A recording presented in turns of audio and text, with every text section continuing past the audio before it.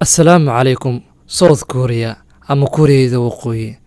Barnaamijkeena waxaan ku soo qaadan doonaa qaanuunka ama sharciga u yaala Kuuriyada Waqooyi. Ku soo dhawaada barnaamijkeenii maanta. Waxaa jira qawaaniin u yaala dalalka dunida, balse agteena la yaab ku noqonayso.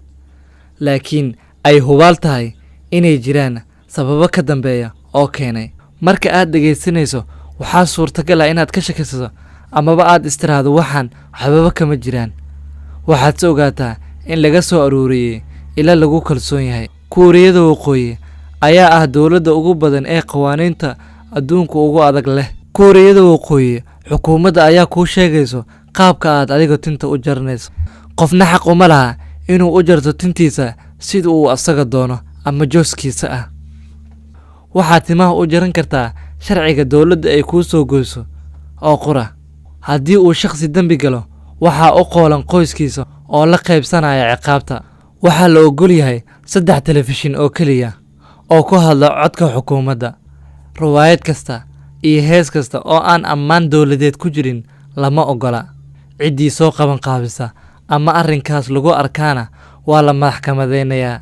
Internetku waa mamnuuc oo qaanuunku ogoleen.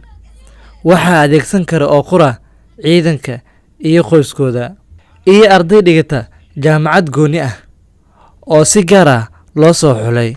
Qalabka kombiyuutarka Kuuriyada Waqooyi kuma shaqeeyaan nidaam Windows-ka ay ku shaqeeyaan kombiyuutarada kale. Waxay ku shaqeeyaan nidaam ay Kuuriyada Waqooyi iyada samaysatay oo u gaar ah oo loo yaqaan Red Star.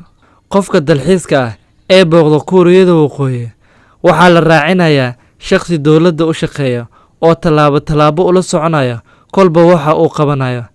Xitaa haddii uu galayo sawir selfie ah, waa inuu kala tashadaa qofka la soo raaciyay. Muwaadin u dhashay Kuuriyada Waqooyi telefoon dibadda ah kuma hadli karo isagoon ogolaansho ka haysanin xukuumadda dalkiisa. Haddii kale waxa uu mutaysan karaa dil, sida qabsatay dad qaar ah oo naftooda ku waaya arrinkaas. Ugu dambeyn, muwaadin u dhashay Kuuriyada Waqooyi looma ogola inuu u dhoofo dibadda. Haddii lagu qabto isagoo dhuumasho ku socdo, waa la xirayaa, isla markaana waxa uu wajahayaa xukun dil ah.